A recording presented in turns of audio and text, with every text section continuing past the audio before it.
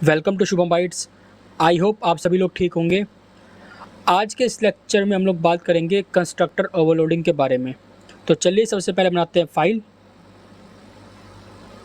VS code में आ गया मैं, बनाते हैं हम लोग कंस्ट्रक्टर ओवर ओके डॉट जावा के नाम से। मेन बॉडी को करते हैं लोड। कमेंट करता हूँ यहाँ पे कंस्ट्रक्टर, यहाँ पे नहीं ऊपर कर लेता हूँ ना, ताकि वो तो कंस्ट्रक्टर तो मेन बॉडी के ऊपर ही बनाएंगे। कंस्ट्रक्टर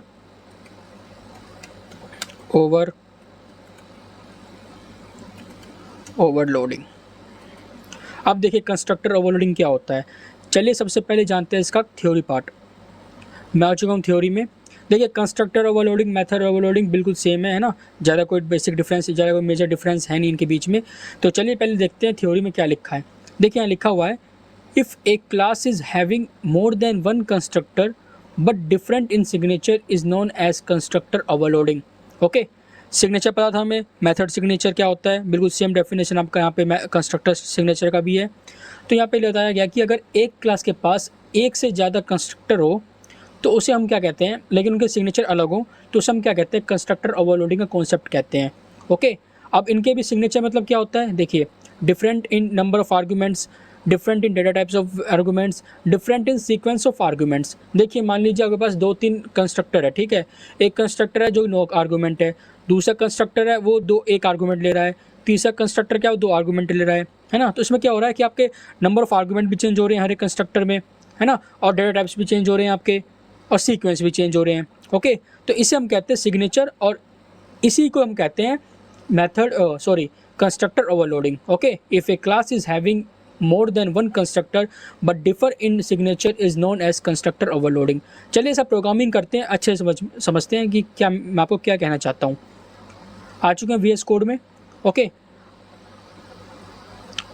चलिए यहाँ बनाते हैं। ओके, अब देखिए हमारे क्लास का नाम क्या है, कंस्ट्रक्टर ओवर नाम से हमारा क्लास का नाम है। तो सेम नाम क्या होगा हमारा, कंस्ट्रक्टर का होगा। ओके, अब इसको मैं चाहे पब्लिक बनाऊँ, चाहे प्राइवेट बनाऊँ, चाहे प्रोटेक्टेड बनाऊँ, या फिर कुछ नहीं बनाऊँ, बाय डिफ़ॉल्ट रहने दूँ उसको, वो मेरी मर्जी है ना। तो चलिए हम इसको बाय डिफ़ॉल्ट रहने देते हैं, या फिर पब्लिक बना दें। चलिए डिफ़ॉल्ट बना देते हैं, बाय डिफ़ॉल्ट, है ना। कंस्ट्रक्टर ओवर ये आपका क्या है, ये आपका है नॉन पैरामीटराइज्ड या फिर नो आर्ग्यूमेंट कंस्ट्रक्टर। ओके, उससे पहले मैं 2 इंस्टेंस वेरिएबल ले लेता हूँ, 3 ले लेता हूँ, ठीक है। स्ट्रिंग में ले लेता हूँ नेम, स्ट्रिंग इंट में ले लेता हूँ एज। मान लीजिए मैं बना रहा हूँ स्टूडेंट डाटा, ठीक है। स्ट्रिंग में ले लेता हूँ मैं ग्रेड। ओके, यहाँ हमारे पास 3 वेरिएबल हैं, एक स्ट्रिंग टाइप का, एक इंटीजर टाइप का, एक फिर दूसरा जो है वो भी स्ट्रिंग टाइप का है, वो है ग्रेड, ठीक है। अब हमें क्या करना है, कंस्ट्रक्टर के थ्रू इनमें हमें वैल्यू असाइन करनी है। तो क्या करेंगे, देखिए मान लीजिए हमारा क्या है, पहला है हमारा नेम। ओके, तो यहाँ पे लिखता हूँ मैं दिस डॉट नेम इक्वल्स में शुभम। अभी आप घबराना मत बिल्कुल भी कि यहाँ पे दिस मतलब क्या है, मैं आपको डेफिनेटली बताऊंगा, इसी लेक्चर में बताऊंगा कि दिस मतलब क्या होता है, दिस का यूज़ हम कब करते हैं। Okay, this dot age equals में 10 and this dot grade equals में A ग्रेड आया, ठीक है, उसका कैपिटल में।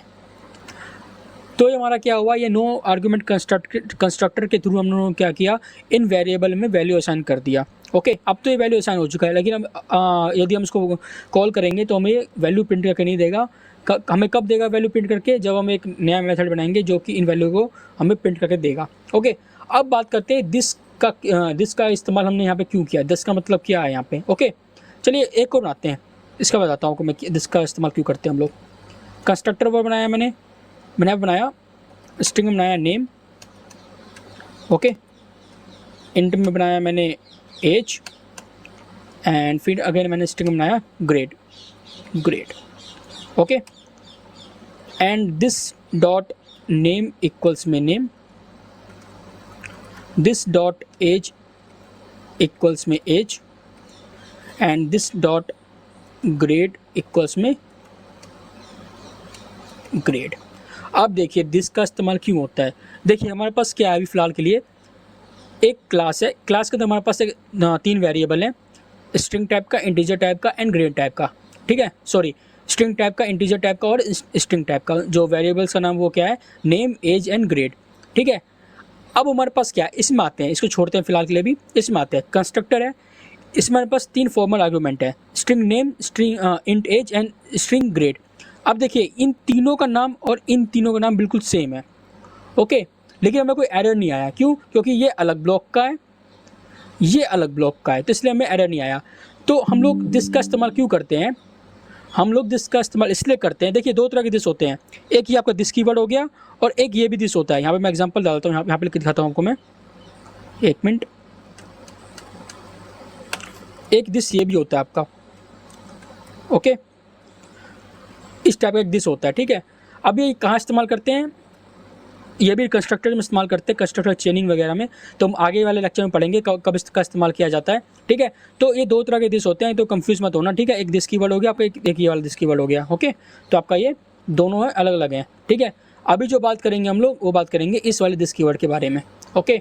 तो देखिए हमारे पास क्या है, मैंने आपको बता दिया था कि हमारे पास जो कंस्ट्रक्टर ओवर हमारे क्लास है उसके अंदर हमारे पास 3 वेरिएबल्स हैं, नेम, एज एंड ग्रेड, और तीनों क्या है, स्ट्रिंग, इंटीजर और स्ट्रिंग टाइप के हैं। तो और हमारे पास जो कंस्ट्रक्टर है जो कि फॉर्मल आर्गूमेंट ले रहा है, 3 टाइप के, 3 फॉर्मल आर्गूमेंट्स ले रहा है, string, integer and grade, okay, string sorry, है ना। तो दिस कीवर्ड का इस्तेमाल क्या होता है, इंस्टेंस वेरिएबल, ये वाले वेरिएबल एंड कंस्ट्रक्टर के जो आर्गूमेंट्स होते हैं, फॉर्मल आर्गूमेंट्स, उनके वेरिएबल, उन दोनों के बीच में डिफरेंस क्रिएट करने के लिए होता है, ठीक है, ताकि कंफ्यूजन ना हो, ओके। समझ में आ गया? This keyword is used to create the difference between the instance variable and the formal arguments of the constructor. अगर दोनों के नाम सेम है तो, ओके। यहाँ पे मैं कुछ और भी लिख सकता हूँ, ओके, यहाँ पे मैं स्ट्रिंग एम दे सकता हूँ और यहाँ पे मैं कर दूंगा नेम इजकल टू में एन, तो भी ये बिल्कुल सही है, ठीक है। हम ऐसे भी कर सकते हैं। आप लोगों ने क्या किया, एक अलग टाइप का वेरिएबल लिया और उसका वैल्यू जो यहाँ पे वैल्यू आएगा उसको हमने क्या किया, नेम में असाइन कर दिया। हम लोगों ने पिछले वाले क्लास में देखा था कंस्ट्रक्टर में, है ना, जब हम लोग पैरामीटराइज कंस्ट्रक्टर पढ़ रहे थे तो हम लोगों ने देखा था कैसे वैल्यू हम असाइन करते हैं। तो ये भी बिल्कुल सही है आपका, और मैंने आपको जानबूझ को इस बार इसलिए दिया, ठीक है, ताकि ये काफ़ी बार पूछा जाता है और इसी तरीके से काम होता है इंडस्ट्री में, okay. This dot name equals में नेम, इसलिए मैंने आपको जानबूझकर क्या किया, दोनों का नाम बिल्कुल सेम रखा। तो समझ में आ गया दिस कीवर्ड का इस्तेमाल क्यों करते हैं हम लोग। कंस्ट्रक्टर का जो आपका फॉर्मल आर्गूमेंट होता है, उनका वेरिएबल और जो आपका इंस्टेंस वेरिएबल है, दोनों का अगर नेम सेम हो तो उन दोनों के बीच में डिफरेंस क्रिएट करने के लिए हम लोग दिस का इस्तेमाल करते हैं। और लिखना कैसे होता है, बिल्कुल सिंपल है, this dot name equal to name, name क्या आ गया, पहले वाला ये वाला नेम आ गया, और इक्वल्स में नेम कौन सा हो गया, जहाँ पे हम वैल्यू असाइन करेंगे, ये हो गया, ठीक है। तो ये होता है आपका दिस कीवर्ड का इस्तेमाल करना। आई होप आप लोगों को दिस कीवर्ड का इस्तेमाल करना आ गया होगा, ओके। अगर आपको कहीं भी कंफ्यूजन आती है तो कोई दिक्कत है कमेंट में पूछ लो आप मेरे से, मैं बता दूंगा आपको, ओके। तो ये आपका हो गया कंस्ट्रक्टर ओवरलोडिंग। कैसे हुआ, सेम नाम के 2 कंस्ट्रक्टर है, उनके पास उनके फॉर्मल आर्गूमेंट अलग अलग है। मेथड भी हम लोगों ने देखा था कि सेम नाम के मेथड होते हैं, अलग अलग फॉर्मल आर्गूमेंट्स होते हैं, पैरामीटर्स होते हैं, तो वहाँ पे क्या होता है, मेथड ओवरलोडिंग होता है, ओके। यहाँ पे बिल्कुल सेम आपका कंस्ट्रक्टर ओवरलोडिंग है, सेम नाम का कंस्ट्रक्टर है। कंस्ट्रक्टर सेम ही नाम का होता है यार, कंस्ट्रक्टर में थोड़ी ना आप नाम चेंज करोगे। कंस्ट्रक्टर मतलब क्या होता है, a constructor is a special type of non static member which has the same name as the class name, okay. हम लोगों ने कंस्ट्रक्टर वाले क्लास में देखा था डेफिनेशन, तो बिल्कुल सेम है भाई। कंस्ट्रक्टर का जो कंस्ट्रक्टर ओवर हमारे क्लास का नाम है और कंस्ट्रक्टर ओवर हमारे कंस्ट्रक्टर का नाम है, ओके। तो हमारे पास ये हो गया कंस्ट्रक्टर ओवरलोडिंग का कॉन्सेप्ट, ओके। अब देखते हैं इसका void पब्लिक ले लेते हैं यहाँ पे, है ना, पब्लिक void। अब क्या हुआ, हमारे पास वैल्यू तो आसान होगी, अब हमें वैल्यू को शो करना है, तो कैसे करेंगे शो भाई, system dot out dot println में लिखेंगे हम लोग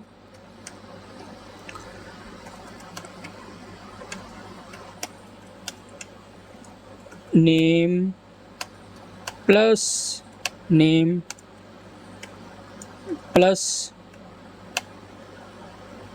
as plus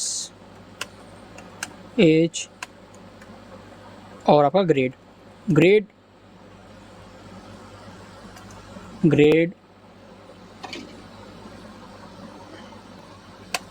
plus grade, okay. अब क्या हुआ, हमारे पास हमने क्या किया, कंस्ट्रक्टर की मदद से हम लोगों ने इन वाले वेरिएबल्स में वैल्यू असाइन कर दिया, लेकिन हम लोगों ने उसको प्रिंट करवाना है, हम लोगों को दिखाना है कि भैया हाँ हमने जो वैल्यू डाली है वो कौन सी वैल्यू डाली है, ओके। तो हम लोगों ने क्या किया, उसके लिए एक डिस्प्ले नाम का मेथड बना लिया, जिसके अंदर हम लोगों ने क्या किया, सिंपल हम लोगों ने name is equal to name, okay, age equals में एज, ग्रेड इक्वल्स में ग्रेड हम लोगों ने शो करवा दिया। चलिए अब इसको करते हैं, इसको कॉल करते हैं। ओके, हम बनाते हैं इसका अब ऑब्जेक्ट बनाते हैं। कैसे बनाते हैं हम लोग? क्लास का नाम, रेफरेंस वेरिएबल, न्यू क्लास का नाम। ओके, एक आपका ये हो गया। हम लोगों को पता है कि हम लोग एक क्लास के n नंबर ऑफ ऑब्जेक्ट बना सकते हैं, तो यहाँ पे हम लोग बनाते हैं दो तरह के। Okay, constructor over CO2 equals में न्यू कंस्ट्रक्टर ओवर, ठीक है। अब ये क्या करेगा, ये वाला लेगा इसकी value, string name, age and grade, ठीक है। मैं यहाँ पर डाल देता हूँ अपना नाम शुभम 22A। ओके, अब क्या हुआ हमारे पास, इन दोनों तरीके से हम लोगों ने क्या किया, वैल्यू असाइन कर दिया। ओके,